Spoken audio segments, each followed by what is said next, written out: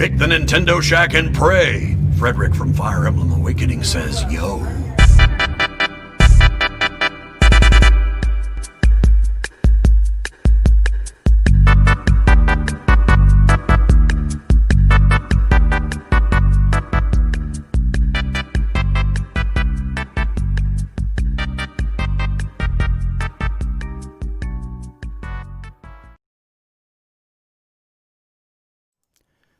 Greetings, Kooplings, and welcome back to the Nintendo Shack. My name is Donnie Reese, and tonight we record episode 150 of the Nintendo Shack podcast, the best damn Nintendo show on the PSVG podcast network.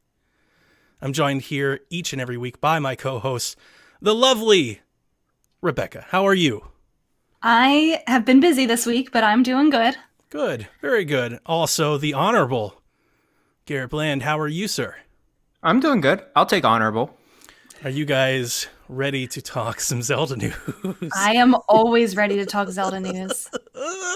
This is very, very exciting. But before we get into all of that fun, let us say thanks to those that help support the show over at patreon.com/PSVG. Thank you, Callow, Barry Cathcart, Josh Borboni, Chris McElfresh, Devin Tyus, Kyle Heyman, Michael Masick, The Egg Shin, Zach Bradshaw, Nick Fahaber, Paul Calicote, Rude Days 93, and newcomer Rob Emanuel. Thank you guys for supporting everything that you're doing. All of the shows that I've been doing this week, and there have been many, too many podcasts. And I just wanted to quickly plug that this Saturday we release for the public feed A Decade of Horror Episode 1, the new scary movie horror podcast that PSVG is doing. I am thrilled, beyond thrilled, excited for this podcast, if you can't see my Chucky doll. And I think it's really, really good. So if you guys are in the Halloween spirit and you like scary movies, make sure you go subscribe to A Decade of Horror. Or if you support us on Patreon, you get the episodes a week early. Without further ado, let us start like how we do each and every week, but we haven't done it in a bit with what we're up to. I'd like to start first because I'd like to keep it kind of brief because we have a lot to talk about. I am playing Golf Zero. It releases tomorrow on Switch. If you're listening to this on your podcast app, it's out now. Golf Zero is Super Meat Boy meets golf, and it's pretty awesome. On Xbox, it's only $4. It's $3.99. I think it was a promo price. I think it's only cheap. I think it's only $5 to begin with. So I saw it from a Nintendo news site. I immediately reached out to the dev. I was like, oh my God, I love golf games, Golf Story, PGA. They were like, absolutely. What do you want? And I was like, I don't care. You give me one, I'll buy the other. They gave me an Xbox code. I immediately bought one for Josh, which means I bought one for Kyle. And then I'm totally going to buy it tomorrow and play it on Switch too. It's really, really fun. So the short pitch of it is it's like Super Meat Boy kind of Celeste physics, like platforming. So you can like move in midair as long like the further you hold the direction. So you kind of float, and then you hit like a bullet time, like you freeze time, like Max Payne, like you just freeze time, and you have like this little 3-second clicker that starts to turn, and in that window you can hit golf shots. So every level has a balloon to hit and a hole to hit. And it gets crazy. You got to jump, like you've got to actually jump on enemies. You've got to jump off of like springs that bounce you all across the level. You got to set up chain reactions and then freeze time at the right time. Hit a ball over there, hit a ball over there. You got to hope that you do it on the right angle, because if you don't, then you got to start all over. It's super fast. You can just keep repeating, keep going, keep going, keep going. It's great. For $5, I can't recommend it enough. And as long as everything runs as great as it should on Switch, and it should. This game is not demanding. Best golf game on Switch? Like this, I was playing it. And again, if you don't count Golf Story, which I guess if you don't count this game. All right, so second best golf game on Switch if you do count Golf Story. That's a better way of putting it. It's really, really fun. The moment I started playing it, I don't know, 3 levels in, so a minute into playing it, I was like, I'd rather play this than PGA on Switch any day of the week. It's like, this is easy. There you go. That's high praise. That you're saying that it's one of the best golf games. And I said this on Twitter. This is proof that you can turn golf into any genre game. Pretty between much. that and Golf Story. We need an RTS golf game. We need a card battling golf game. Give me a tactical RPG golf game. I'll try it out. Yeah, for sure. Yeah. I also beat The Last Campfire like a week ago. So I beat Catherine. I was playing Catherine Full Body. I beat that. I was going to start, as you guys know, one of the 2K games, right? I was going to either start BioShock or I was going to start Borderlands. And then I realized, I was like, oh, but Tony Hawk comes out in 6 days. I was like, so I can't beat it before then, likely. So I'll pick up an indie game. So I picked up The Last Campfire. It's fantastic. Rebecca, I think you would like it. Yeah, it does look like the kind of game I would enjoy. I will say, I always hate doing this because I never really judge a game. It's short. I beat this game in like 2 hours. It's real short. Oh, wow. I think it's fine, but some people, it's $15. It is real nice. I did have a few occasional slow down in the performance, get a little framey at times, but it's like a Zelda game without the combat. It's like the Zelda dungeon puzzles if that was just the game. And that's a lot of like sliding totems around and activating switches and carrying, 2 things to 3 places. And it's a lot of that type of stuff. You're turning fans to blow wind and all of that kind of stuff. And it's not ununique. And I think it's, to be honest with you, for me, it's the right amount of length that I would want to do something like that. I don't want to play like 7 hours of just that game. It's too much. But in this little package, it does tell, it tells a charming story. Although, I mean, it's kind of, I took away as kind of grief stricken kind of, it's not like, oh, it's a everybody's happy hug kind of thing. It's a little bit more than that, but it's just like emotional little ties and stuff like that. So it's good if you like that kind of stuff, but that's it for me. Will it make me cry? No. I mean, I didn't care about any, it's not like Ori. I didn't care about the story at all, but it goes out of its way to try and elicit some emotions, and it's not like it's okay. It is what it is. What about you, Rebecca? What have you been up to? Oh my gosh. For the past 2 weeks, I have beat a few games. I'll go through them quickly because I know people really want us to get to the Hyrule Warriors. I did finish Secret of Mana. I really loved it. Definitely my type of game. I think I talked a little bit about the things that I didn't like about it last time, but I loved the music. I loved that the story was very straightforward, really good boss battles. I wish the characters got a little bit more development, but really beautiful world. One of the better Super Nintendo games that I've played this year. Nice. I did beat Turtles in Time, which has all of the polish that I love of that era. I tried to beat Super Punch-Out, which requires too much patience and quick reflexes than what I have. So maybe I'll return to that someday. I don't know if I ever will beat it, but I'll try. I picked up randomly Assassin's Creed Black Flag, which I'm starting to play. But I didn't get too far in it because I have been chest deep in a different Switch game that I will talk more in depth about next week that I cannot say what it is right now. A Switch game or Switch games? It's Switch games, but it's also a game. So. Do you have any history with this franchise? I have a small amount of history with this franchise. Yeah, interesting. I don't think it can't be like popular, important, or anything. Must be Fire Emblem. It's got to be it's pretty big, bigger than Fire Emblem. But okay. I like I said, I will share more about that next week. But that's pretty much all I've been playing this week because I will talk more about it next week. I'll just leave it at that. Chat's trying to guess your thing. Have you ever tried to create a list of other games that are better than these games? Oh, that might have happened. That might have happened a couple times. I plead the fifth. I cannot say anymore. But like I said, I mean, I've been playing a lot of old stuff. All of that's on hold right now as I play nothing else but this. Okay, can you talk a little bit more about Black Flag now? Because I like this game a lot, and I want to hear a little bit of your impressions because you're on your stream. You and Donnie are very polar opposites with this, I think. Well, I think he's down on the Switch port, which I like the games. The games are good. Yeah. Are you just down on it because of the graphics and performance? The graphics. I don't care about that at all. So then let me challenge you on this side. We'll do like a sandwich here. We'll have like a little Assassin's Creed Oreo moment. So you say you don't care about the graphics at all. So like the aliasing and the edging in the environment and like the lighting. So when I was playing Black Flag, like when you wash up on the beach, I was like, oh man, look how good this game looks. I think it's pretty. And then I got into the actual game where you start doing the training and everything, and then I started like walking around the woods, and like all of the foliage on the ground and and in the trees, it almost appears. And I know people that have played games know what I'm trying to. I don't know the best way of describing it. Mm-hmm. It's because the lighting is trying to like show shadows like as you're moving. It makes it look like it's blinking. Like the light just kind of, you just see like blinking bushes. You're like, what is happening right now? Yeah. I mean, it doesn't bother me. I'm sure it looks a lot better on other consoles. Like a lot better. That's fine. That's fine with me. I think it looks just fine on the Switch. It looks pretty to me. I don't really care about that. I care about the gameplay. I care about everything else besides that, which has been great. Like I know it's not Zelda-like, but for some reason it feels Zelda-like in some ways to me. I think Creed is Zelda-like. Yeah, definitely. Yeah.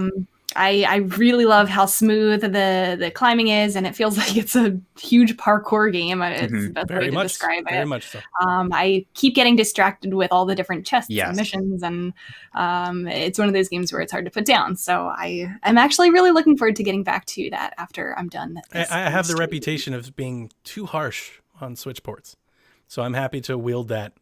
I would never play this anywhere else. So this is my first time playing Assassin's Creed. It looks pretty to me, and it's fun. That's all I care about. That is the case to make for Switch ports. Mm-hmm. Donnie, and I can play it portably. So Donnie, you need to see Rebecca stream this. I am not good at it. Oh my gosh, the controls. Very stabby. I don't know about that, because I watched her play Golf Story and I almost like had like an aneurysm. She was going through a fort, and I'm like, please just assassinate them. Why? The last time I watched her play Golf Story, I legit like crashed her stream. I was like, wait a second, I'm gonna call you. I need you to pick up the phone. I'm gonna walk you through how to do this. But I'm so glad you're trying it out. I am, and hopefully you can play a little bit more of it. Assassin's Creed games are long, so just bear with it. That's okay. And the reason that I say it's the reason that I crush the graphics so much is not just because of the Switch. It's because like there are other better games that do it, right? Like BioShock, I'm playing on Switch. BioShock looks fantastic. Borderlands looks good, but BioShock looks amazing on Switch. I'm impressed when I'm playing BioShock in portable mode. In portable mode, I'm playing BioShock, and I'm like, this looks great. And then you boot up a game like Assassin's Creed, and you're like, this doesn't look so good. Yeah. So I honestly only point these flaws out in that kind of an aspect. It's just to point out the differences between good ports and bad ports. I mean, everything else has been totally fine with it. Like, if that's the worst problem with it, I think it's a good port. Mm-hmm. It runs well. Like, I haven't had any like technical issues. That's true, and the cutscenes are good. Like, yeah, all that's true. I can stand up for all of that as well. All right, guys. Yes, I beat Ocarina of Time. I beat it early last week. So from last time, I was beating the Spirit Temple. Is that what it's called? The last? Okay, cool. That was a fine temple as well. Fine dungeon. I want to rank the dungeons between in Ocarina of Time, because I have definitely my favorites and definitely not my favorites in there. Maybe finish Majora's Mask first and see if I can do a combined ranking between the dungeons. We'll see. I need to think about it some more. For sure, Water Temple is my number one right now. It's so good. I don't know why it caught me. But Spirit Temple was good. I really enjoyed it. The boss was the two witches, and I like how kind of comedic it was with that boss versus the others. I think that was kind of interesting and took a little bit out of like all the seriousness and whatever. So that was good. And then, all right, up to the castle. All right, Ganondorf's castle. It was good. I liked the various trials I had to do, but I was kind of stuck where I had to get the extra gauntlets or whatever, the gold gauntlets. Yep. I remember I did get them. I just didn't know what to do with them. It was the rock was so faded into the background. I didn't know I was able to move those big rocks. So that was just the one thing that I was like, okay, cool. But other than that, pretty smooth to get all the separate trials at the bottom. Ganondorf. I hate Ganondorf's battle a lot. The first half of it. Ew, why? Yes. Because so much fun though. No, it's not fun. It's so not fun.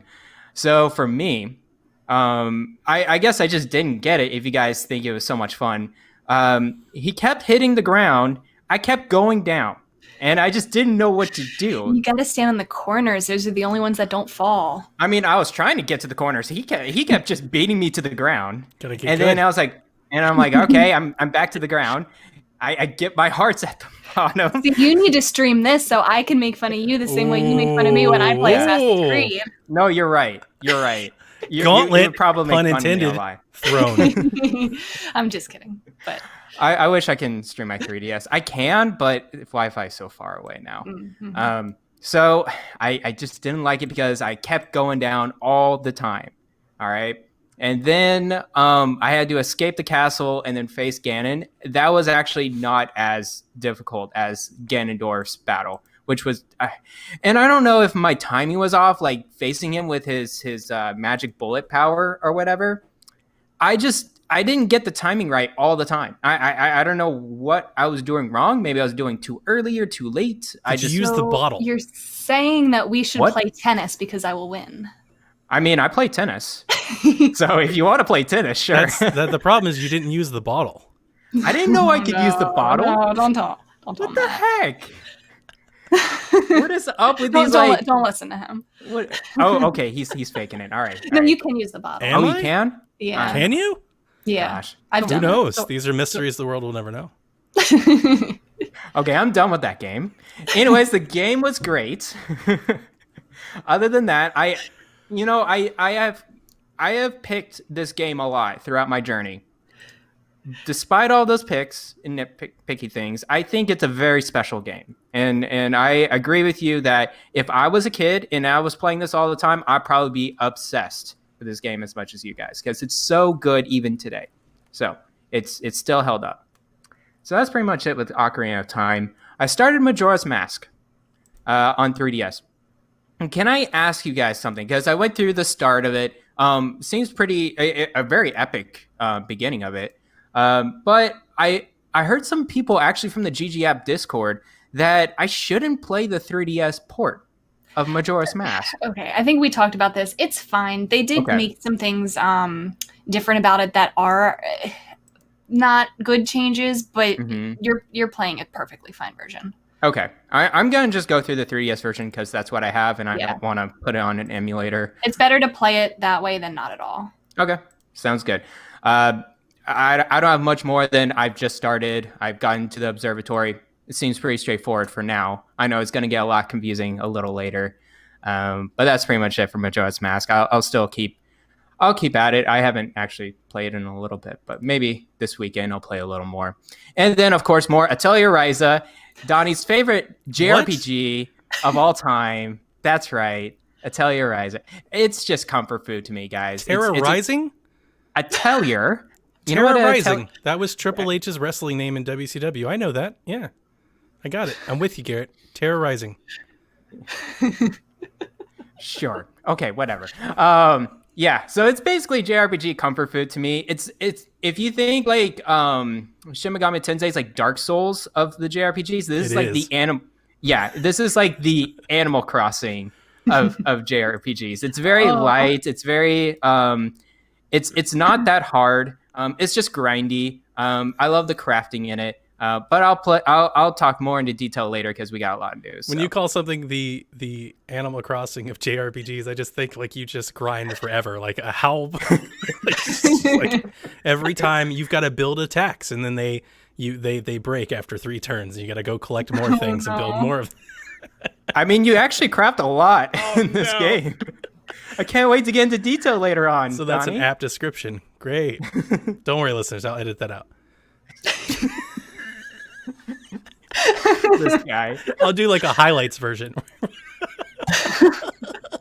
All I'm right. just gonna say the word Give Atelier the and then people what block. they want. Yeah. We've kept them at bay long enough. Guys, we have a new freaking Zelda game announced by Nintendo this week. Boy, were we wrong last week. We were asked if there was a November game. And that's probably me. I led the way on that. Consider me shocked and stunned and surprised that I follow the news as much as I have, and I have never heard a peep of this game even being in development. And the fact that they showed it to us and it's coming out soon is a joy that the video game industry rarely delivers. You know, like that's really, really good on them for being able to do that. Especially considering that I've been fawning over everything Persona Strikers for a year, months, at least months, but definitely like maybe even a year now. Trying to find every bit of news. I figured I would have come across something. I'm not surprised that this game is happening, but I am surprised that it's happening with like no notice and as fast as it is. Yeah. When I first got the news and I saw it, I was like, oh, this is going to be at best the spring game next year. And then they hit November. I was like, mouth drop. It's like, wow. Yeah, that's like a hype moment that seldom does it happen, especially when you follow the news as much as we do as podcasters. But when it does happen, it's very, very special. So Hyrule Warriors Age of Calamity for Switch. Now, let me go ahead and open this up. I watched this trailer twice. I watched it when it happened, and then I watched it about an hour later with Jack when he came to ask me if I'd watched it. Jack is getting to that age now where he is following like video game news via YouTube, and he's pitching in to like show prep. Like he told me tonight, he was like, "Dad, do you know like the DLC for Pokemon's supposed to be out in November?" He's like, "Just in case you want to like mention it on the show." I was like, "Thanks, Jack. I appreciate that." He's so cool. You watch out. We're gonna replace you. That's that. He'd be the better Reese to choose. He definitely completes more games than I do, so I'll give him that. Oh, by the way, tangent aside. He's played like every Pokemon game in like the last month. He's beat Gold. He's beat Let's Go. He's played My Shield. He beat his sword. He's just been on a Pokemon crate. He won't stop. He's just playing Pokemon over and over again. Anyway, so I said that to say this. I have not listened to any podcast about it. I haven't dived to any secrets or anything. I don't think I have a whole lot of, like insight or Easter eggs. I have not gone over all of the news that this trailer had. So I'll read what came in the press release, and then we'll get into some questions you guys can fill in here. So it's the new entry in the series, Hyrule Warriors. We already know we had the first one. It's also on Switch, the deluxe version, which is fantastic, by the way. Hyrule Warriors Age of Calamity takes place 100 years before the main story in The Legend of Zelda Breath of the Wild. Players will be transported to a time before the Great Calamity happened, participating in epic battles against the backdrop of familiar locations in Hyrule before they were destroyed. You get to play as recognizable characters, Zelda, Link, all the champions. Very excited. All the champions. Totally told you guys, like 3 or 4 episodes ago when we were talking about how would you do Hyrule Warriors 2? Totally have to play as the champions. You have to do that. That's the only way to do that.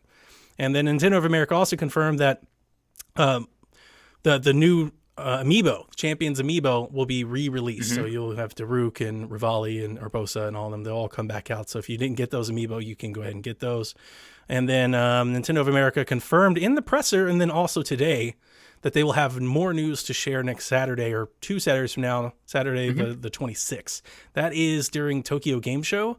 And Koei Tecmo has a presentation. So I imagine that whatever they're going to tell us will be either in conjunction or at the same time or whatever they announce over there. Probably a collector's edition, I imagine. I think the first game had a collector's edition. You got was it like a scarf or a blanket or something? I think there's already details out in Japan for there is a collector's edition for Japan. I'm very jealous of it. It is a blanket that looks like the glider. Yeah. That's the item that I want really badly. Outside of that, I don't think they would have held on to the news for like a theme console. Maybe a light or something. I don't know. Yeah. I don't really see them doing hardware. I think if they were doing hardware, they would have done it for Mario. I think they're having trouble with production right now for that kind of thing. So I don't really see that happening. I think that's a good bet. And then maybe they'll just dive more into game details and story. For sure, more details of the combat. So. Yeah. Okay. So knowing that and what was shown, what did you guys think? Well, I liked Hyrule Warriors. This looks way better. I am way more excited for this than the first Hyrule Warriors. I'm also loving the trend of them announcing a game and having it come out pretty quickly, like within a month or two, and not like, okay, like it could be months or years down the line. I hope they continue with that trend. As for the game itself, I'm so hyped. Hang on a second. Now, I'm with you. I like that idea. I love these surprises and their short time cycles. But that means, to do that, It means you got to go months at a time without any news and nothing on the horizon. Remember, we've been talking about that all year long. Everybody talking about what a bad year this is for Switch. And so, like, would you trade that for the other? You're happy to not know for long periods of time if they hit you with something and it's out soon? Yeah, I would. This year's been fine for me. I've been playing other stuff. I know not everybody agrees with that. I'm perfectly content to work on the games that I have unplayed while I wait for those announcements, and then get to play them as very soon after they're announced. That's fine with me. What did we get? We got so we get Hyrule Warriors. We get the Mario collection. We get Pikmin. Yep. We get Pikmin. We got Clubhouse games. We get Pokemon DLC. Fire Emblem DLC. That was this year, right? Yes. Right. I have a whole list. Xenoblade Chronicles. Xenoblade Chronicles. Thank you. What was the other? What was the other port? You mentioned Animal Crossing. Tokyo Mirage Sessions. Tokyo Are we Mirage just on Sessions. ports? Yeah, I'm just thinking like first party content at the moment. Did you say Paper Mario? Paper Mario. That's another one. I played that for The game you 25 hours. played, right? Completely forgot about that. Animal Crossing. Mystery Dungeon. Mystery Dungeon Mystery as well. Dungeon, yeah. Did you say Tokyo? Yes. Yeah. Mario Sessions. I'm trying to- Technically, Pokemon Cafe Mix. Ooh, that's Sure. Yeah. Technically, the Jump rope. the No, jump rope that challenge. doesn't count. We're getting the Mario 35 for the online service. Okay. And Mario Kart Live. That weird Good Job game that was published by them. No, not counting that. You're not counting that? Okay. So I'm counting 14 releases. And at least half, 6 or 7 of those are what we would call major releases, even if they're not, even if they're The ports. Cadence of Hyrule DLC is coming. Yeah, that's true. That's another one. You know what? That's as good as damn year as you can get most years from Nintendo, period. Like, very seldom do you get that much content. Now, people may not feel that way because that content came at polar ends of the year, filled by a long 8-month reign of Animal Crossing. But, like, that's not the point. The point is, how many things did they give you in a year? In a year with COVID, no less. Like, even not even factoring that into this, they still had a really solid year. Like, that's a lot of content. For sure. That's a lot of content. So people have got to let that opinion go, I think. Because if your opinion is this was a bad year, guess what? You're going to have like a life of letdown from Nintendo. Like they can't be held to that. So that's a high standard. For sure, this Age of Calamity is totally by surprise. Because I thought, Persona 5, it's Strikers or Scramble, one Whatever, or the other. Yeah. Yeah, I think that was going to come out first, and seeing this, I'm like, okay, cool. I'm so happy for people that are into this story and then likes the Muso games to get this game ready to go. And I think Omega Force, I put this on Twitter, but like they have a great position in that industry where they can just go to a lot of third-party partners and be so involved with their development and just put that Warriors flavor in there. And they just got themselves probably a good quality, game right there. So I'm excited for it. The thing is, it releases the day after Cyberpunk. So it's not going to be on my radar this year, probably. Oh. Maybe next year. I don't know. I might just lose it. And I'm just like, if it's really, really that good, I may go back to it and get it. But did you just get the first Hyrule Warriors recently? I did. I just recently got that one. Did you play it yet? No. Yeah, okay.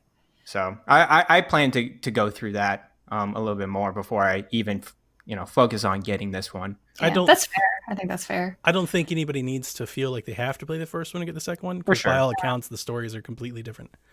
Yes. But I do enjoy the first one quite a bit. It's definitely the best way to play that game. It is so improved over the Wii U version. Nice. So you got a great game. It was and good. there's a lot I of feel like content this is even more focused though. Like it's not just it's a general Zelda theme. This is Breath of the Wild focused. It's going to have, I think, a more succinct story. Yep. Is it yeah, canon? I think it's canon, They, right? I think they implied or said that it was I saw canon, a lot of people asking that after the thing, and my initial take that I wanted to bring to the podcast was it's canon until Nintendo gives us something else. Like you can't make a Breath of the Wild game with all the Breath of the Wild characters and then go, but it's not canon. Like it's canon and say until, it's a prequel story. It's a prequel story. It's canon until they come out with another art book or something that changes the game. Which they can always do, but I'm assuming that it's canon because Nintendo Zelda team is working with them on all the dialogue and all the story and everything, which made me want to ask you, if you thought it maybe was going to be a shorter experience, Rebecca. Shorter? Yeah, because it seems to be, I mean, if it's really focused like on that event, like I don't necessarily think we'll have like the 3-path 30-stage epic that is Hyrule Warriors. Probably not, but I wouldn't expect it to be a short experience. I think they'll flesh it out. I think they'll find some space there. Yeah. They have many characters to play Oh, for sure. in this one. Yeah, Yeah. I think so. We have lots of questions related to Hyrule Warriors. Let's get 'em. G-Man wants to know, with Age of Calamity taking place before Link sleeps for 100 years, will this lead to the whole disaster with Calamity taking over by the end of it? Or will we have an alternate timeline where Link and the champions have saved Hyrule? What are your predictions for how this will end? Definitely destruction and apocalypse. I want disaster. Yeah, all of it. Like, yeah. So one of the things that I do remember from the trailer that I think I'm most excited about, and there's a part of me that feels a little bittersweet on this because it was something that I always wanted in the first game. It was actually kind of what I pitched for the DLC of the first game, is I either wanted to rebuild Hyrule or go back to win it before it was like destroyed.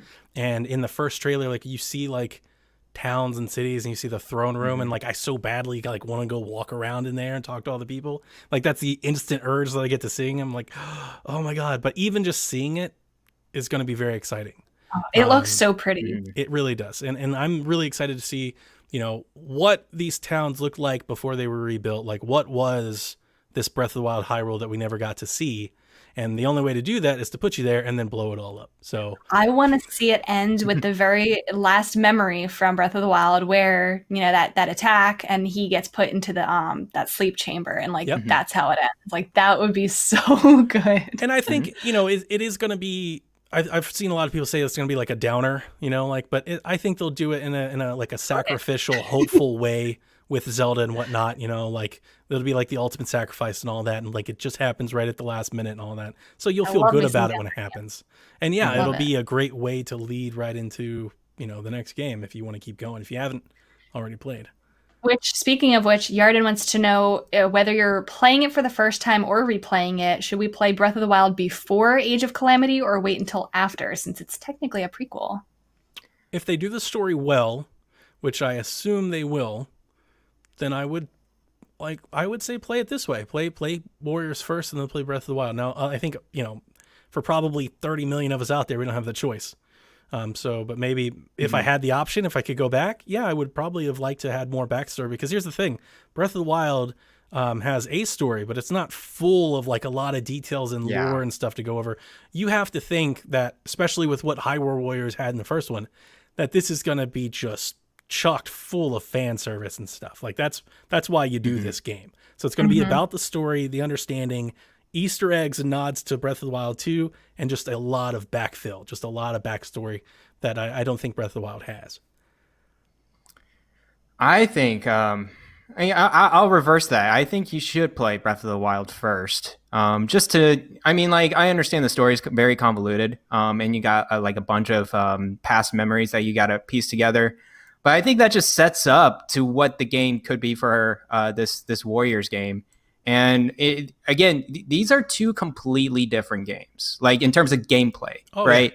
Yeah, and you got to come in realizing that these aren't like the same game, like a sequel like Breath of the Wild 2. So just be in there to expect that this game is a Musou game, and we're gonna just have fun destroying a lot of these goblin monster guys than just being Link. So, but I think you should play Breath of the Wild first because it's a really good game. That and I not just as a good game, but I feel like part of the lore of Breath of the Wild is the fact that he lost his memory, and you're piecing together what happened in this world, and you're uncovering those memories. And if you're playing it for the first time, I feel like it would take away from that experience to have all of the knowledge of what happened before you went into it. It's like you already know. You don't have like a thing to keep you going in Breath of the Wild, even though the game plays really, really good. I mean, there would be some slight spoilers, and you guys are right. It would take that part away from it. One of the things I did in our mini review cast of Breath of the Wild is I agree that the story is good. The cutscenes in Breath of the Wild are good, or at least some of them are. Is it like essential to playing the gameplay? I didn't think so. I think it's No, like, you can beat the whole game without it. it's like 30 minutes of my 100 hours spent with that game. So, yeah. We have lots of questions about the characters. Chris wants to know, he wants us to do speculating on the playable characters, I guess, beyond what we saw. Ooh. He coughed, baby guardian egg, which we didn't mention, the little egg, the guardian. I did kind of want to ask if anybody wanted to play as Guardian. You know what they're going to do with this baby guardian, right? Mm-mm. Really? No.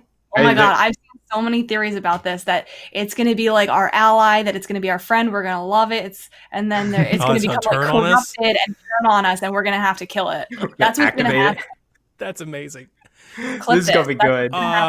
So in the first Hyrule Warriors, you could play as villains.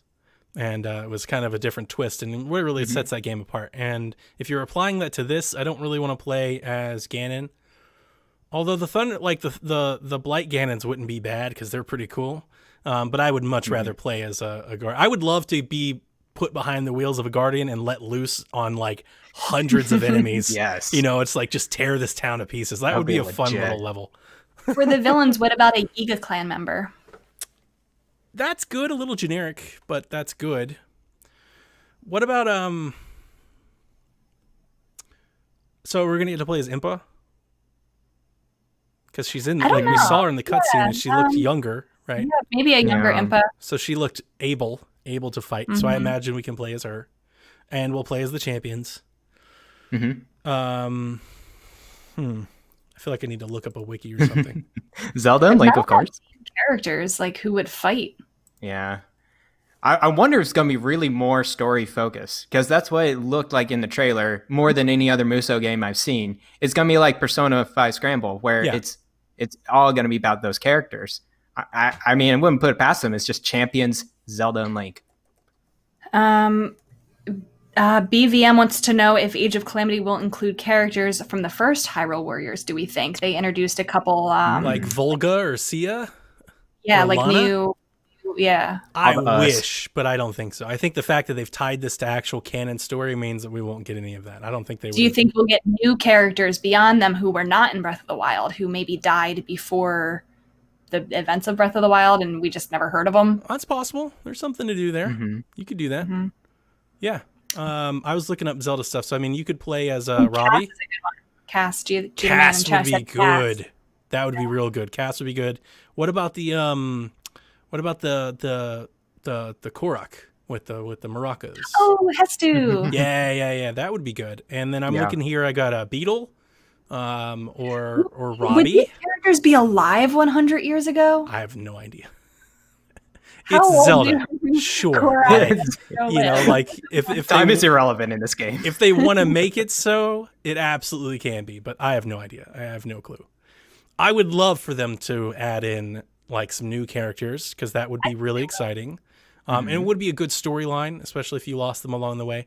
And I don't think they will, but I really love like Volga and Sia, and like what they do to the Hyrule Warriors little mini verse thing that they do I thought it was great, like a great addition.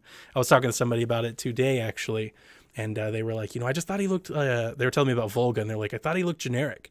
And I was like, he looks like one of the Wonderful 101 people is what he looks like. It's exactly what he looks like. It's like came out of that I think game. they'll give us new characters like that. Not the same ones, but new characters that are similar, serve a similar purpose. That would be cool. Jeffrey wants to know, which champion are you most excited to play as in Age of Calamity, and what do you think their super move will be? Daruk, 100%. Like, to me, it's not even a question. Like, he's amazing. One, he has these big chains, and he sounds awesome. He moves and he lumbers around. He always has like these cheesy big smiles. He's got this big ass sword and hammer and everything. Like, yeah, that's absolutely what I want to play as him. Just beast mode.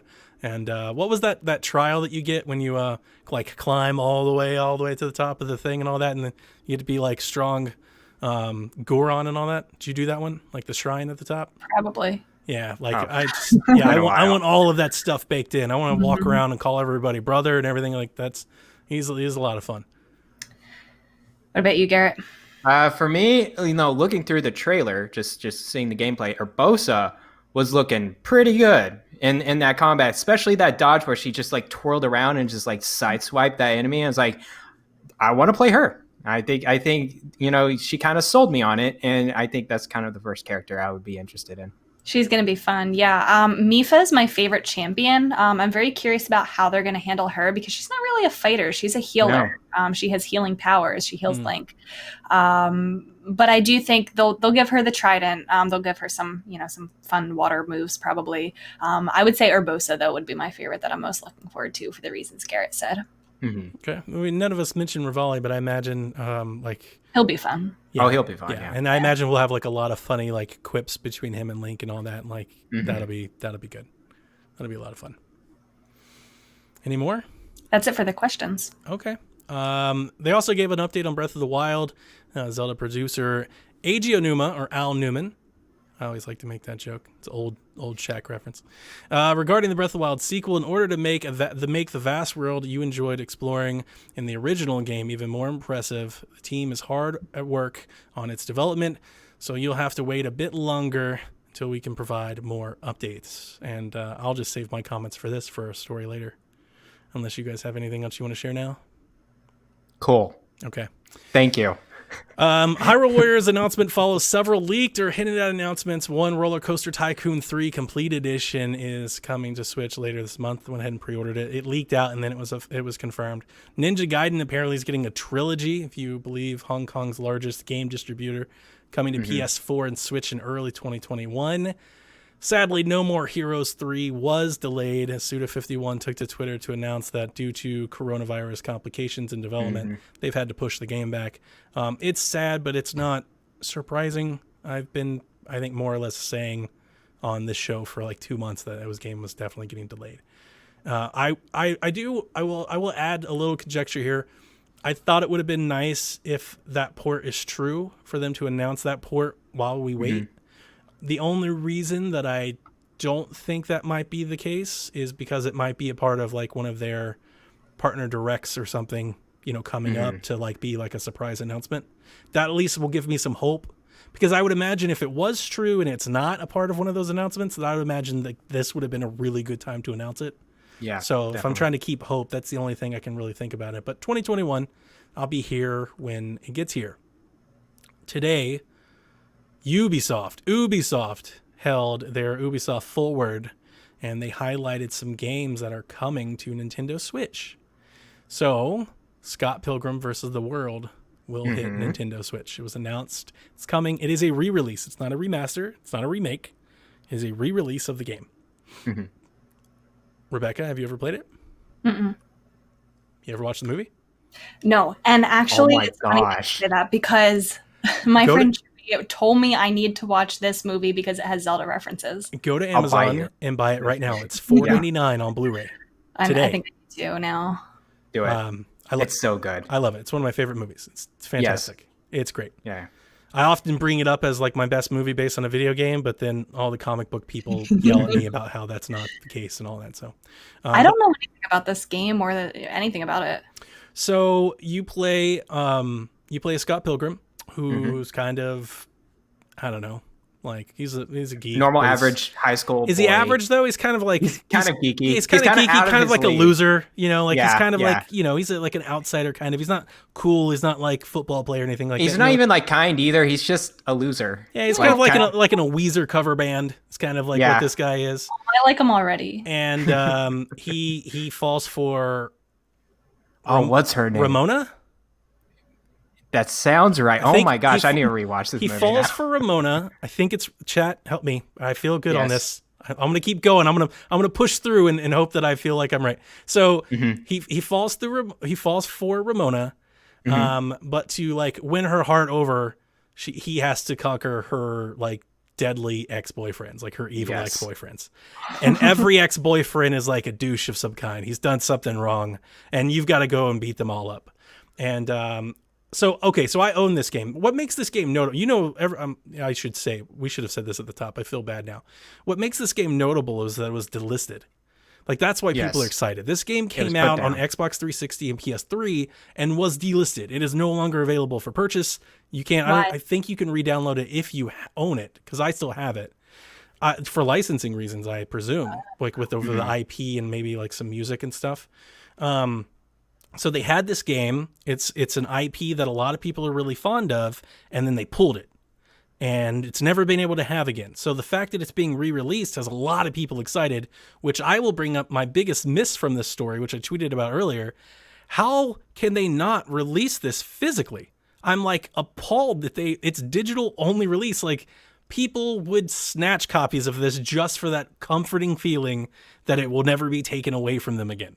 Just having a little cartridge or a disc would make so many people feel so happy. But the game itself, for those that haven't played it, the game itself is basically River City Ransom, River City Girls, what I said in the chat earlier. It's very much the same thing. It has the Scott Pilgrim animation.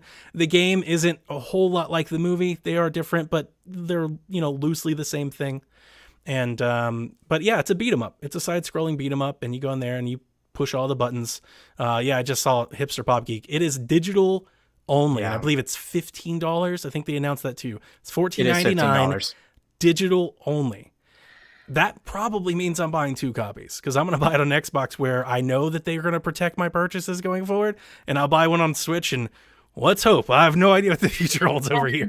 Limited time to get it, making you snatch up that purchase right away. I hope Limited Run or somebody gets in there and can help, because I definitely want a physical copy of this game, if at all possible. We'll pay full price. We'll pay $60 for a physical copy of You'll pay $60 for this. World. I didn't write a date down, so that's on me. Sorry, I was doing the notes and then I had to do dinner and stuff, so I didn't get there. As I feel like I'm a little unprepared for the notes this week than I normally am. The other game that was shown today from Ubisoft was Immortals Phoenix Rising, coming to Nintendo Switch and other consoles, dated for December 3rd. And boy, if you're excited about Zelda, I think you got a lot to be excited about this. I've actually known about this for a couple weeks now, as a friend of the show has been playing it and has been kind of talking to some of us offline about it. And that's why I mentioned, I think about a week and a half ago, I had mentioned that it's Zelda cross Kid Icarus. And that's basically what the game is. It is Breath of the Wild. Looks like it. It's a Breath of the Wild clone. It's 100% a Breath of the Wild clone. It has the same shrine puzzles. It has the same glide mechanics. You look through a telescope to drop pins on the map that you can then see into the distance. It is 100% a Breath of the Wild clone with some other little things knotted in there. And unfortunately, apparently, it's got a bunch of different currencies. Jeff Grubb tweeted today. I was like, oh, God. I saw that. Good job, Ubisoft. You're going to Ubisoft. They're just going to do their definitely thing. A Ubisoft game. The right amount of polish to be enjoyable like a Zelda game, though. Maybe not. I think we'll see how well this game design formula translates to a non-Zelda IP. I am particularly very excited to play this game. I've pre-ordered it. I'm going to play it on Xbox, because what was shown today was really pretty, and I don't think it's going to look that pretty on Switch. It's going to chug, I think, on Switch. Yeah, just knowing Zelda, because here's the thing: Zelda didn't have that much style in the in the world and detail that this game has. And Zelda is at 720, and it drops well below 20 at sometimes. It chops, yeah. Yeah, so I was like, ooh, yeah, I'm not going to do that. And it's, you can see the interface of that game. It's very Ubisoft, where there's a bunch of just tags. There's mini maps. I mean, there's just a lot going on in that game. Assassin's Creed Destiny reticle to no select joke. Everything. I'm just like, goodness gracious, this is a Ubisoft game if I've ever seen one. And then I even saw what you said, the bracers attaching to objects. I'm like, that's the magnet. That's legit the magnet tool. When Jack saw Phoenix starting to climb that wall, and they panned out and they showed the horizon with the cliff, Jack was like, "That's where they got the inspiration." Jack for that. looked at me. I have the print of that wallpaper on the wall. Jack was like, "They just ripped Nintendo off," and he was yelling at me. He was like, "I bet Nintendo's not going to let this come out." That's not exactly how this works, Jack. Nintendo actually put up a trailer of Phoenix. Right. They're very, very excited about this. This is that's good. This is filling in. I think this could potentially fill in a quite a big gap over there in Nintendo Land. We have so right now, we have coming from here, we've got the Mario Collection, Mario Kart Live, Pikmin. That gets us to Hyrule Warriors, and then Pokemon DLC, we think, and then to Phoenix Rising. Apex is dropping in here somewhere along the way. There's a few other games that we're still waiting on to be announced. Still a chance we could get Pokemon Snap this year. Well, I'm not going to say no. Like I said no last week, and it was proved wrong almost instantly. So I'm not going to say no. Quick say Bravely Default 2. I know I'm just clinging to hope with that game. hopes. I want some information. That's all I want. Delay or something. I wouldn't say that's out of the question, but anyway, we'll have to wait and see, I guess. I mean, at this point, if there's any more big games that are out there, I think they can wait. Like if they wanted to, they can wait. Because at this point, like calendar's kind of full. If you throw in some indies and some other third-party games, like you're good. Like we're good till January. And then shortly after that, Mario 3D World comes. Like we've got a really nice little collection of games here to get. So very, very exciting. Prince of Persia: Sands of Time also got announced and remaked. And if you can hear the depression in my voice, it's because that game looks terrible. It looks bad. It looks real bad. And I know they said it's alpha footage, right, is what they said. And maybe it's from a long time ago. It's like pre-alpha footage or but whatever. But the game's coming out in like 5 months. It's like... that game does not look fantastic. Anyway, it was not announced for Switch today. However, on the website that they launched, it actually does list the Switch logo. Ooh. So that's leading a lot of people to think that maybe it comes later on Switch, which I think is safe expectation. And then the last thing that they showed off was, or this is actually the first thing they announced, but the last thing I put on our list was Roller Champions, which is the game they showed off last year. It's like the roller derby basketball type game where you pit each other like 3 against 3. I think it looks okay. I think it's free to play. I don't remember. But it looks okay. I really like roller derby. I think it's a lot of fun. I would love to actually have like a legit roller derby game. I think that sounds like really good. Not like an EA Sports roller, like a stylized fun roller derby, like beat 'em up with like different classes, of folks you could build a team with and stuff. I think that sounds fun, but that's not this. A Fortnite Switch is coming to Europe. A limited edition Nintendo Switch coming to Europe on October 30th, followed by Australia and New Zealand. You will get a custom dock with off-color gray designs. You also get blue and yellow Joy-Cons with a Fortnite logo. The back of the Switch is dolled up, and you will get Fortnite pre-installed as well as the Wildcat Bundle download code and 2,000 V-Bucks. What do you guys think about that? And what do you think about not having it here? Well, first of all, the colors. What are those colors? Those are University of Michigan colors, which is why those I are would definitely never University get of Michigan colors. That's what those are. It's so random, and I it's looked not at related it, I was to like, Fortnite. ugh. I would imagine purple, right? Like 2 just like really purple Joy-Cons. That would have been good. Or purple and yellow would have been better. Yeah, I don't know. Not being in here, that's interesting. Do they already have a Fortnite Switch bundle of some kind? Like it's not like a colored custom Switch, but they do have a bundle. Yeah, they have a bundle, but it's not its own thing. Maybe they just didn't want to overshadow that too. Maybe production's an issue. Maybe they didn't think they could make enough of that. As well. Yeah. That was my initial take. Was I think production issues to launch something like that here in the States with the popular Fortnite. Like if you can't meet demand, it's probably better. Don't do it. That's the reason why we didn't have a Mario one. We talked about that earlier. Yeah. Yeah. All right. Very excited. Let me check my time here. We're about an hour. We're doing good. Bloomberg report. This came out earlier in the week that Nintendo has increased Switch production by 20%. Nintendo has asked their assembly partners to increase production of the Switch console, targeting as many as 30 million units for this year. The fact that they're releasing all these Mario games and a Zelda game leads me to believe that's probably a good bet. You're probably going to sell a lot more Switches. So good on Nintendo. I think they're going to be doing well, especially if they do any Black Friday specials or pack-ins, or crazy thought, if they actually did a price cut. And that leads me to our next point.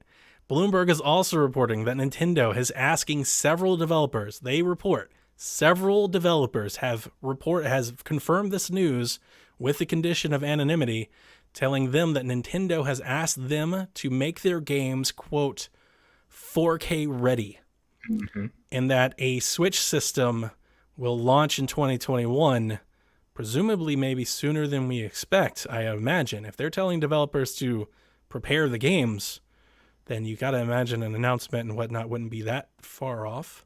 My only question about that is why would they be increasing production so much for the model that we currently have so that those are going to be sitting on shelves if we're going to have a new model next year? Because they're Oh, going we to can't put them sell on 'em. shelves. Yeah, Yeah. they're going to sell them. They can't keep them on shelves. They're going to sell them. Zelda's going to sell them. Mario's going to sell them. The next Mario's going to sell them. Pokemon's going to sell them because they're going to sell them all. That's why they want to sell as many Hits. of the old models much. as Yeah, fast as true. possible, and then announce the new model, and then sell all that to all the people that bought the old model. I'm doing a bundle this year with Pokemon with the DLC bundled into it and the console. That's going to fly off of shelves for Christmas. I totally think that's possible. Like, I think that would make a lot of sense. So we've talked about this a little bit, so I don't want to spend 30 minutes on this, but this is interesting because I have said many times that I am very excited for the next Switch, whatever it is, Pro, a new model. The idea that it's 4K ready really makes me want to say this is Switch 2 Okay. and not Switch Pro. And I want to qualify that because I don't think anybody wants to hear this. But because of the news, I think it's possible, or there's at least a plausible option, that this could be a console, a TV dedicated console. Maybe. But just because of the news. Because I think 4K on a portable form is going to be tough. Yeah, it You're is. really going to have to crank up the power from where the Switch is. You're really going to have to crank up the power from where the Switch is to that. That's a big leap. Also, we had like that weird patent of like wireless Joy-Cons. Not wireless, dockless. Like they didn't have rails. Right. Like they were Right. just like Wiimotes. They were self-contained. So that made me wonder, like, could it be a console, or as Jabo says in the thing, like maybe a dock console type thing? Like, could it be some sort of device like that boosts games really a lot more than what we're currently thinking? If it's not, as I see Rebecca, I feel like I can hear her going, no. Then if it's not that, then I think it's a Switch 2, because that's a big leap. Yeah, I think for I can get behind a Switch TV if they're saying games are 4K ready, because it's only going to be for the docked. And I was thinking, like, well, how do they pack it into those cartridges? Like, well, they're just going to have to patch a download or whatever day one. So I feel like the physical media can still be interchangeable between this new Or maybe console. they release a higher storage card. We know they have them. Yeah, you can do a higher storage card if you want. I don't think, and if it's a Switch TV console, I don't want it. That's not what I'm here to do, to play on Switch. My Switch is a handheld machine, and the architecture is a handheld. And they promise, and I don't know what the partnership is with NVIDIA, which the architecture of the Switch is mobile, and I think they're just going to continue that line and milk it out to get as much money as they want. So Switch TV console, I don't know, man. So the part of me that wants to say that, and I don't want to just keep talking, I'm going to get Rebecca in here, but the thing that makes me say that is the Shield TV. That's kind of where if you're following my logic, that's kind of what I'm trying to apply what I know to what it could be. If it is a portable machine, then I think you got to call it a Switch 2, because I don't think it's going to be really hard. Like, that's just a huge scale. It's a huge leap. We're talking about games on Switch now, like the Outer Worlds. It's like 510p at 6 frames a second. We're talking about going to 4K. That's a huge leap. Whereas if it was like a Shield TV that you could also maybe use as a dock, but it shared games, now I see that as an extension of the generation. So I'm trying to kind of offer both ideas, I guess. I'm trying to. I feel like, based on what they've said, and I know they say things and then do something else, it doesn't really matter. But I wouldn't see it being a Switch 2 type of thing. I would see it building off of what we currently have, like the first. It would be fully back compat, but I think it would be very, very difficult if they made a Switch that could output a 4K TV signal and run, let's say, decent performance, like 4K 30. Or even, to be honest with you, 1080p 60. If they could do 1080 or 1440p 60, it's going to be very difficult to scale that game down to the Switch base hardware. Then would we get a new 3DS type thing where we're seeing exclusives? Because we talked about this a couple weeks ago. I don't want that. I know. I think it's more plausible now. If that's the case, if it's going to be that graphical, like upscaling now, and I wonder how NVIDIA is going to work their magic with DLSS. But I agree with you, Donnie, that 4K takes a lot. You have to render probably at least 1440p, maybe 1080p to upscale. Yeah. Exactly. You can't do that with. I don't know if they can do that with a Tegra X2. That's like, I don't know. That's why I look at the Shield TV, because you can get the Shield TV 4K with HDR for about 150, 180 bucks. How does the Shield TV work? Exactly. So it's a little console. It's tiny. It's a little console that you HDMI and you plug into your TV, and it can run like Android games, natively, and it can scale up to 4K. And it's NVIDIA technology, which has already built the Switch. It's the same chipset. So I'm thinking, like, what if they do a thing where you can put your Switch in it? It doesn't run off your Switch though, right? Like the game runs off of the new, like, let's say it's a dock. Let's say it's a dock console. It's a docking station. You can put your Switch on it to charge, but when your Switch is on it, now the console runs the game, right? Like I'm trying to Nintendo it. Like that sounds Nintendo. There would be some kind of gimmick. It could be about $200 to make that work. You probably need different kind of controllers. Or not, you don't need them, but they would release different controllers that come with it, right? That don't slide into the Switch. And if you did that, it would be about $250, $299 maybe at most. Oh, that would be rough. That would be Xbox One Series S territory now. I know. I'm every time I price something in my head, I take what we know, like what I know now is I'm looking at the NVIDIA Shield right now, brand new on Walmart's website for $190. That screams to me that Nintendo's supposed to sell it for $250. And when it screams to me $250, I add $50 to it because Nintendo's going to make more than that. Doesn't Nintendo usually sell hardware at a loss anyway? They don't make their money from hardware. I read somewhere that they make their money from software. That they definitely do, but like Nintendo never. Nintendo, I don't want to say never. They've done both. To be clear, to answer your question, they've done both. Nintendo typically sells it break even or a slight profit. For my break even. For my history, that's why their prices are always a little high. That's why their tech is always a little less, because they're not going to take $100 loss every console sold. No, but it's typically. They're not making, like, it would probably be about equivalent to whatever it takes for them to make it. I don't think. And if it's an add-on, that could also function as its own system. So like if it's an add-on, like it's a docking station that also goes to the TV, but you could just use it as a console on the TV if you didn't want portable, right? Let's say you did want portable. Maybe $199? At $199 and you can upscale, I kind of think that sells. Yeah, that does. I think so. I think you at least get people like me. I would buy that. And then people like Rebecca wouldn't. But then you got to think that there's Breath of the Wild 2 on it exclusively. There's people out there in the world though that don't want portables. They would buy that too. Yeah. I don't know. I was shocked to see this news because I think it's sooner than we expect. Like if they're telling devs this now, I think if they're telling devs this now, that's not with the expectation that it could come out as early as like the first half of next year or even next year at all. I think they want to give developers reasonable amount of time to know, okay, this is what direction we're headed in. Sure. Give them the chance to sure. I mean, like games towards that. If they've told devs this now, the last we hear about it is June-ish next year, E3-ish time. Because that means if they're telling devs this now, that means this thing is launching before next fall. Like this isn't a 2022 or 2023 idea. Like this is like if they're letting devs know now and they're asking them to put work in now, it means it's launching next year, or they're planning to launch it next year, which means we could get an announcement. They could announce it like Game Awards. They could announce earlier than we expect, especially if it's an add-on. They won't announce it at the Game Awards. They're not going to announce new hardware before Christmas. That's a good point. They want to sell their current hardware. I'm just bringing it up like they could announce it sooner than we think.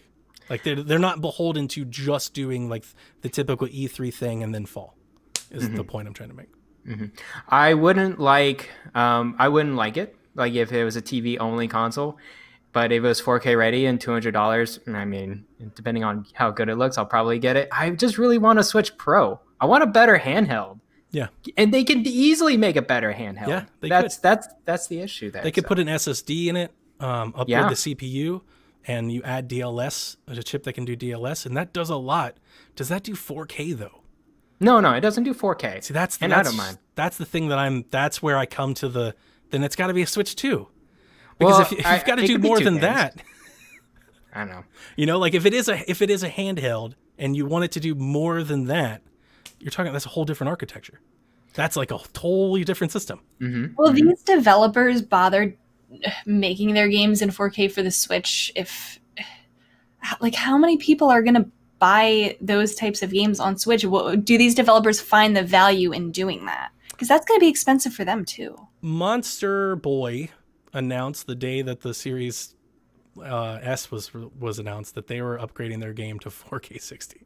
Oh my gosh! I think. But will these games get Switch releases? Because they have a hard time getting them. A lot of the scaling. So I got two answers. A lot of the scaling they already do, but the real answer that I want to give you is I think developers would welcome having more power because that means they could get more ports to Switch. They can make more money. That's my real answer. I think a lot of people would like to have games on Switch, but it's hard to port projects that they have to Switch. Like we see it. The Outer Worlds, I'm going to say can't run on Switch. Like it can't do it, right? It's garbage. It does, but does it? No, it doesn't. So like, and where's Doom Eternal? Well, that I was actually funny you said I was going to mention Doom Eternal. Will people buy it on Switch 2, whatever you're calling it, if it does have that 4K compared to your other places like PS5 and Xbox One? I think more people would. Do you think they would find the value in developing that for the Switch with that? Like, do you think they would think enough people would buy it? I think Doom. Yes, I think Doom compared to the cost of it. I think Bethesda will put Doom on anything. Oh yeah. Maybe Doom's a bad example. I understand what you're trying to say. Yeah, I do. But I think if Nintendo could give developers a machine that was a little bit more capable, that could run the low-end settings of a lot more games, then everybody makes more money. Nintendo makes more money, developers make more money, they can get more games over there. I do think Nintendo is getting pressed a little on, like, I think devs have reached what the Switch can do. Like, the Switch can do Fortnite, and it can do Apex, kinda, and it can do Vigor, kinda, but, you know, like, they're getting a little left behind here. They're on the hard end of the polar end of this. And then we've seen it. It takes a lot to get games up for Switch. It takes a lot of development now. If you could give them a little more resources, I would actually argue that maybe it'd be a lot easier to, like, if they could fix the storage and the CPU, it'd be a lot easier on devs to port and upgrade their stuff. They could do it faster. They wouldn't have to hire a port studio that specializes in cutting games to pieces to do it. Elbow grease in there, yeah. Yeah, I hear you. That does make sense. But yeah, so listeners, I'd love to hear what you think. If you guys want to come to our Discord, psvg.blog/Discord, I'd love to hear what your thoughts are to my thoughts, because I said I'm trying to come at it all angles. I'm not trying to say like I think I know what it is. I'm just trying to give you different options. If it is a brand new portable that you do what we do now, I think that's a Switch 2. That's a whole different system. If it's not a whole different system and they're looking to extend the gen, then some sort of docking Switch TV something or another has got to be a thing. And you know, I will say this final point because I often reiterate it. If they're going to do like a Switch TV that doesn't dock, like it's a separate thing, it's its own thing, they've got to fix their cloud save stuff. Like we've got to quit having these games that don't do it and they don't support it. And like, they've got to get that done. Because if you're going to do the Switch, because if they did a console only thing, my argument with this the whole time is that it's still the Switch. You're just switching from like which user profile you're jumping for, right? Like you play on this machine on the TV, but you play on this machine on the go. But to do that, you need I think you need like synchronized cloud saves, like Xbox, like automatic, just like ready to go. If they don't have a future like that, it will be very disappointing. And they've got it now, but it's for 85% of games, and sometimes you have to manually do it, and sometimes you have to check. You know, like it needs to be better, I think. But knowing Nintendo, it won't be, and I'll be that dude, that dunce, sitting there manually transferring saves from one machine to the other. I'm not even lying. All 200 Switch games. We were talking about like how much we would expect more from Nintendo, but we all still bought Mario. If this was the case, if that was the reality, would I do it? Yeah, I would. I'm totally that dude. I'd give the money for the right to bounce saves from one machine to the other and back and forth. That sounds awful. I hate admitting that, but it is true, because I want to play Hyrule Warriors like beautifully. I want to play Breath of the Wild 2 I we'll want to play it in 4K. Are you kidding me? Yes. It would All be of- beautiful. Yeah. So, anyway, Rebecca, let's get to some Shaq questions. Yeah, Carlos actually has a question that's kind of related to what we were just talking about. He wants to know, do you think the limited time availability of Mario 3D All-Stars and Super Mario 35 might be related to this rumored Switch Pro? Because it's expiring at the end of March, which could be when we get some kind of new announcement. No, I don't think so. I don't think so. No, I'm with you. But I think it would be nice if they had a Switch Pro going out later that year to have that special edition Super Mario All-Stars. But truly, though, the only and I think this has got to be the only reason why they're delisting it. They're going to sell it separately. They're going to sell it digitally. They're going to probably put Super Mario Galaxy 2 in there in the ether as well in the store. Let me cut you off here. He did clarify his train of thought for asking the question. He wants to know, with a more powerful console, they could revamp their Switch Online system and include more systems, including the Wii, for a higher price. That's why I disagree with Carlos. The Switch system as it is not held back capability-wise. It can run Wii games and GameCube games and 64 games. Those can run on Switch no problem. Those are fine. Especially if you're not upgrading any of them. Like if you're just running them natively, those will totally work. You put Dolphin on Switch, like those will totally work. So I don't think that's why. I understand why he's asking it. Although I think Rebecca and I might disagree here on this point. I don't think the existence of Mario 3D All-Stars stops them from adding those games to the online service. And I don't think adding those games to the online service stops people from buying All-Stars. I think you could do the 3D All-Stars now and then add them to the Nintendo Switch Online later. Like you're going to sell what you're going to sell now. Like let's say that it wasn't limited, right? Let's say March 30th, they're like, we're going to keep selling them all year. But today, Mario 64 is on the Nintendo Switch Online service. I do think, I understand that some people would be like, well, I'm not going to buy the game. I just don't think there's millions of people like that. I think there are millions of people that want the collection, and then they would also play the Nintendo Switch Online, or they would pick and choose. But I think it's kind of a wash, right? So that's what I'm trying to say. I don't think it's like a major threat to the game. I don't think a game that's going to sell 14 million is suddenly going to sell 4 because they put the ROM up. I don't think that's going to happen. Yeah, I don't think it's related either. We talked last week about why we think I'm sorry. You said last week, and I just reminded myself I bought 2. You did. Digital and physical. They got you, Donnie. That's exactly why, because of Got you. That's why. Right, but like even if they were like, and it'll come to Nintendo Switch Online later, I still would have bought 2. Yeah, you would have bought it though. My logic wouldn't have changed at all. Justin wants to know, since Nintendo is releasing the 3D Mario games in a collection, is it possible we'll see more of that? Maybe a Metroid collection? That would be my hope. Give me a Metroid Prime Those trilogy. hopes for HD trilogy still live out there. What would you? Okay, all right. Let's upset some folks. Let's upset them. What if they announced a Metroid trilogy that wasn't the Prime trilogy? Oh gosh. Give me Prime 1, give me Super Metroid, pick any other 2D game. I was gonna say, what if they did like a? Ooh, that's a good question. I was gonna say Samus Returns and Other M, but they're like remastered. I think people would be pissed. Do you?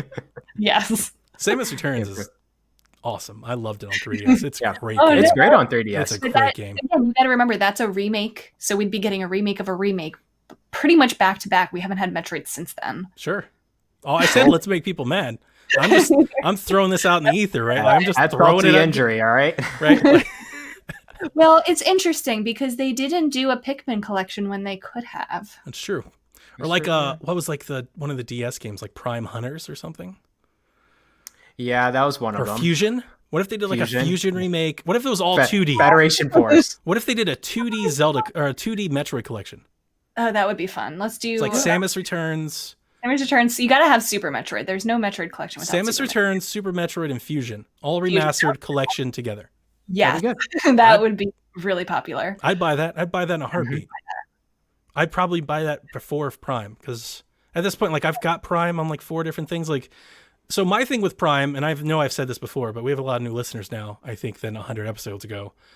I'm not interested in Prime Trilogy unless it looks great.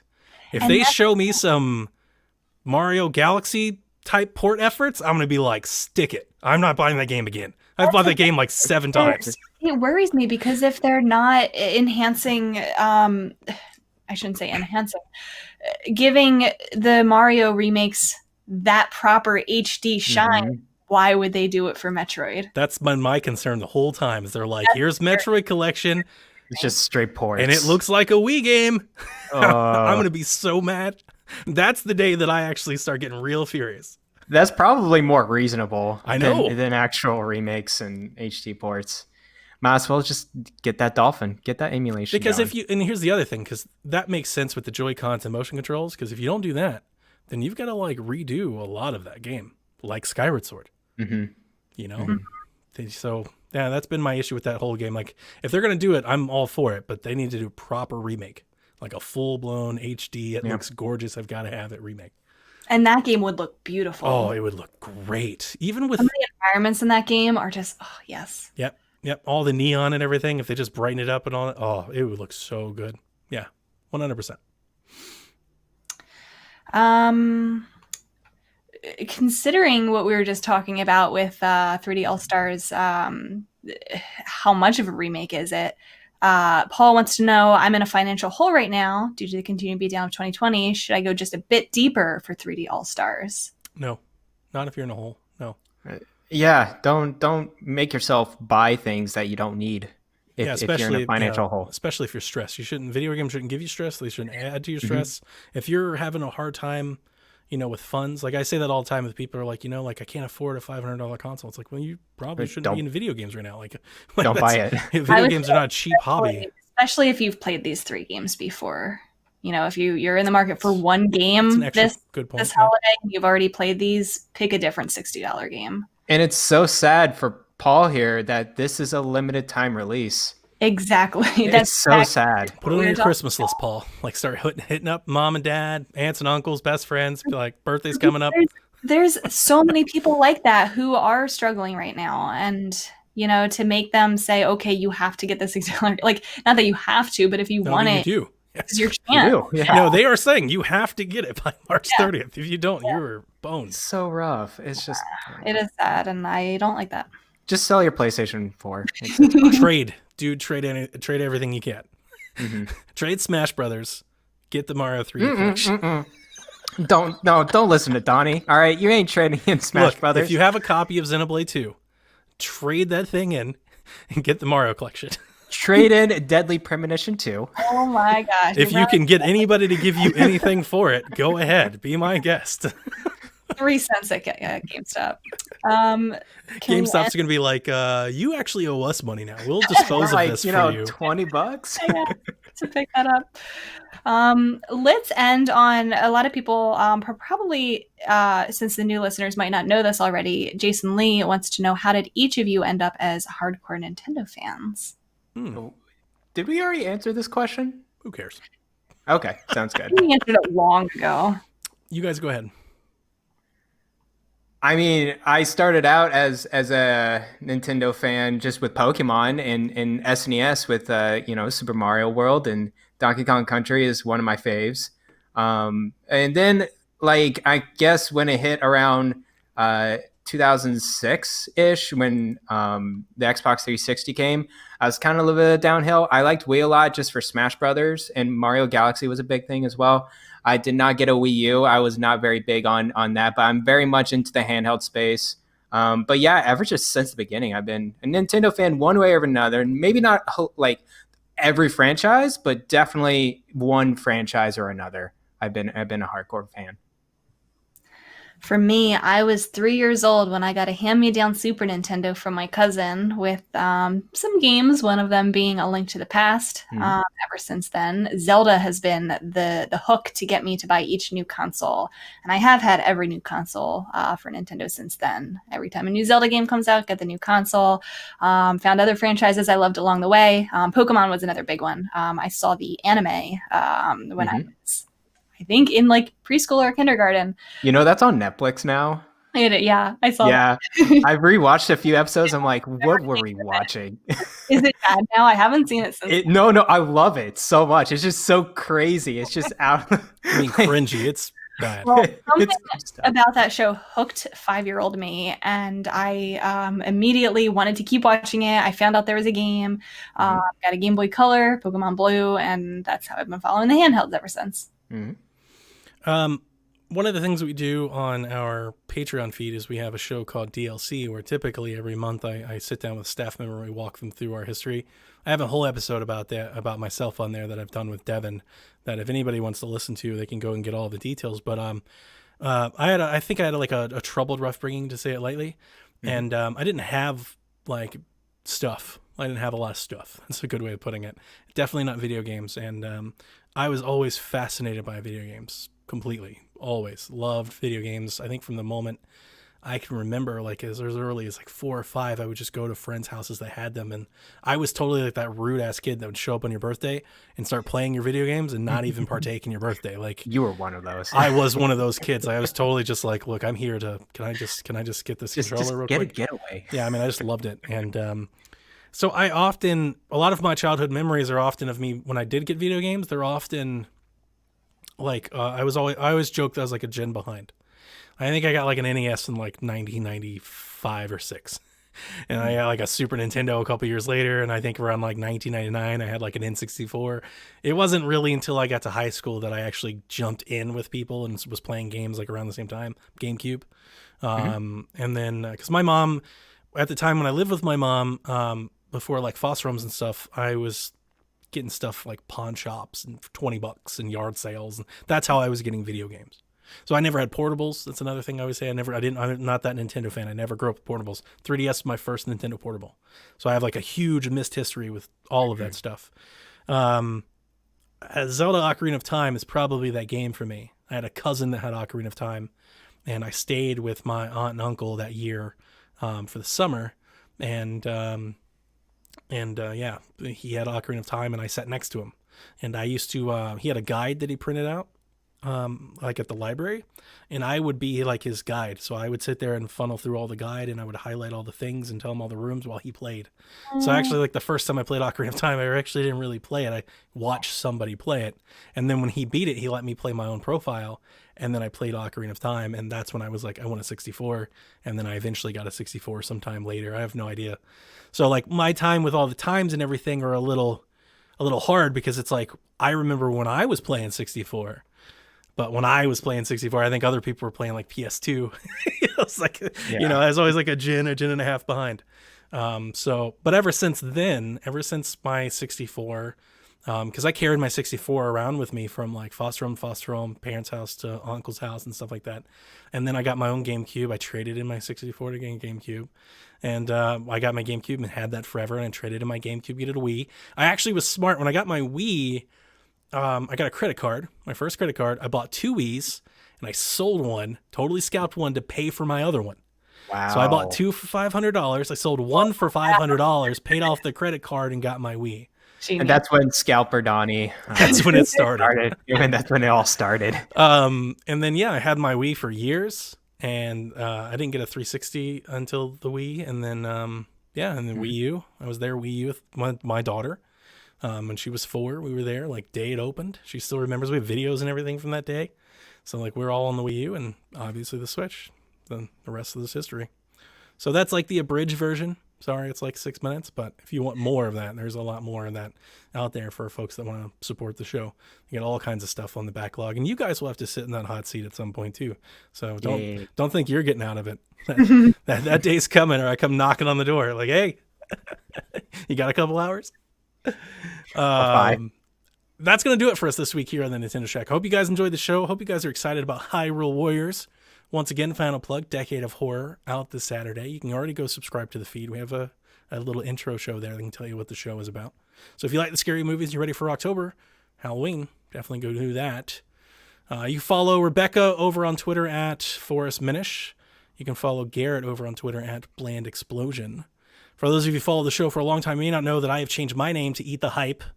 So you can follow me over there. And this week has been all the hypes. This has been such a great week for me. Across the board, I'm living it up. So hopefully you guys are too. And until next week, we'll catch you again. Good night, Kooplings. Bye-bye.